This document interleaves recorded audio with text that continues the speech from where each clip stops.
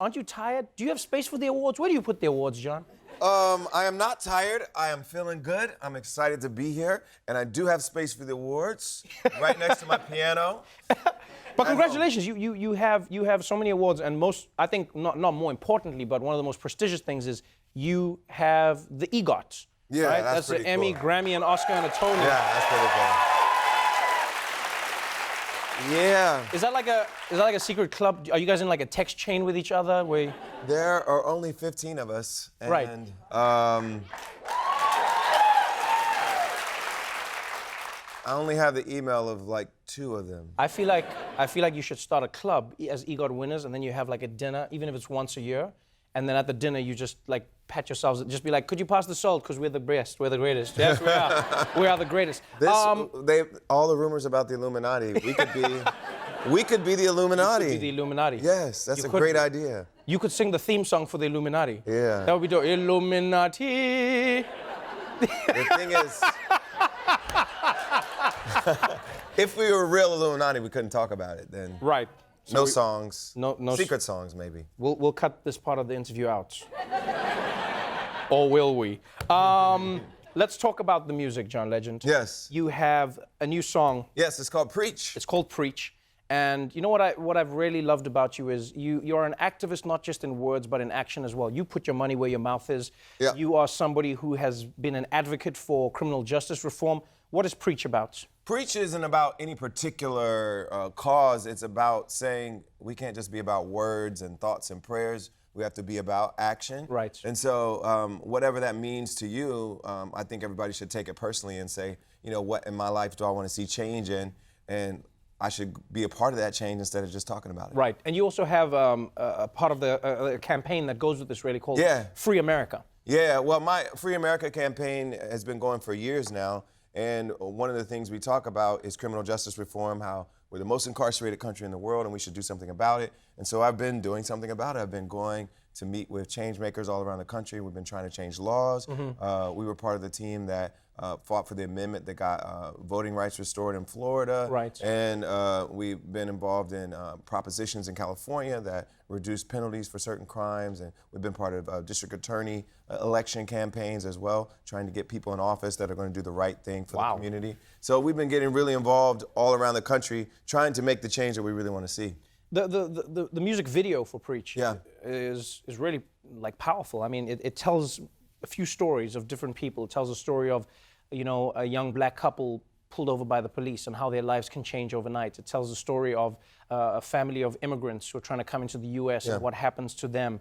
Do you feel that music and arts has an obligation to speak about what we're experiencing in society? Well, I think artists just have to be truth tellers, and we have to, if we see something going on in society and it inspires us to create, it inspires us to create art, music, video, whatever it is, then we should listen to our inspiration and go out there and make art that reflects what we're thinking about and what's happening in the world. And I think that's what an honest, authentic artist would do. And a lot of the artists that I've looked up to in my life and in my career, like Stevie Wonder, Marvin Gaye, Bob Dylan, so many artists have used their voice to do that. Right. And so to me, that's part of what the definition of an artist is. Yeah.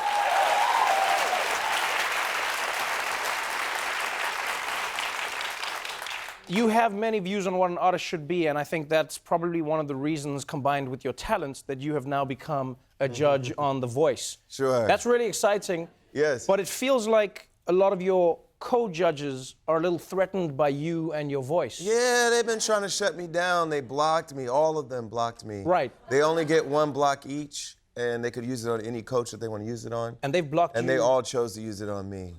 Wow. Is that a compliment, though, to you? Supposedly. They all say it's because they're threatened by me, they're afraid of me.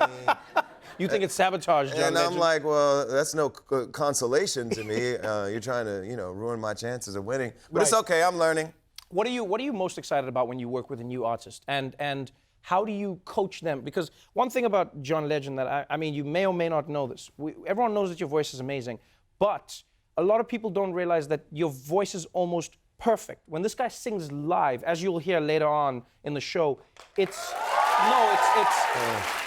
ridiculous. I've heard you live, and it's like, you know what happens? Sometimes you go to a concert, and then the artist is singing, and then you're like, what album is this from? How come it doesn't sound like this? When you sing, I go like, yeah, I have this song. I listen to this at home. This is the same song.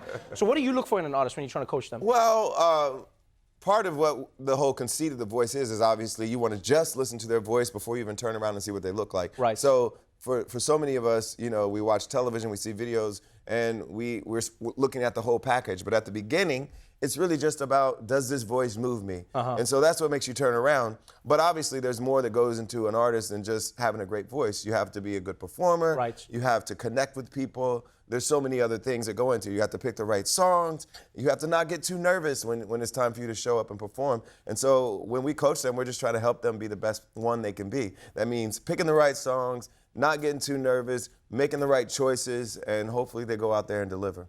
Let me ask you about your President's Day, John Legend. Yes, President's Day. Because it was the coolest President's Day of my life. Yeah, you know why he says that? Because he was having dinner with a president by the name of Barack Obama. Yes. That's That was pretty cool. I can imagine it was pretty cool. I was with him and Steph Curry, who's like the greatest shooter of all time. Right. So it's like, you know, it was good times. Steph's wife is part of a restaurant there called International Smoke in San Francisco, and they were hosting us because the president was doing his My Brother's Keeper Alliance gathering there in Oakland. And so the night before the gathering, where we were going to be on a panel together and talk to the young people, he hosted us for dinner. And it was pretty cool. Is it a little weird sitting with Barack Obama and then like hearing Trump give a speech the next day? Honestly, it is really jarring, the juxtaposition. Not making a joke, honestly. Just listening to Obama talk and then listening to Trump talk, and just the level of nuance that Obama's capable of, and just his worldliness and intelligence about life and his good character. It's actually really jarring. And I'm not trying to be funny. It's like, no, it's like we have a complete moron and asshole in the White House right now. And you been talking to Michael Cohen. and he's not a good human being. And so when you're with someone who actually is a really good human being, it's a very jarring juxtaposition. Well, you know what? I'm excited to have you as an amazing human being on the show. You're going to be performing the song Preach for us right here in the studio. The Voice airs Mondays and Tuesdays at 8 p.m. on NBC, and Preach is available now.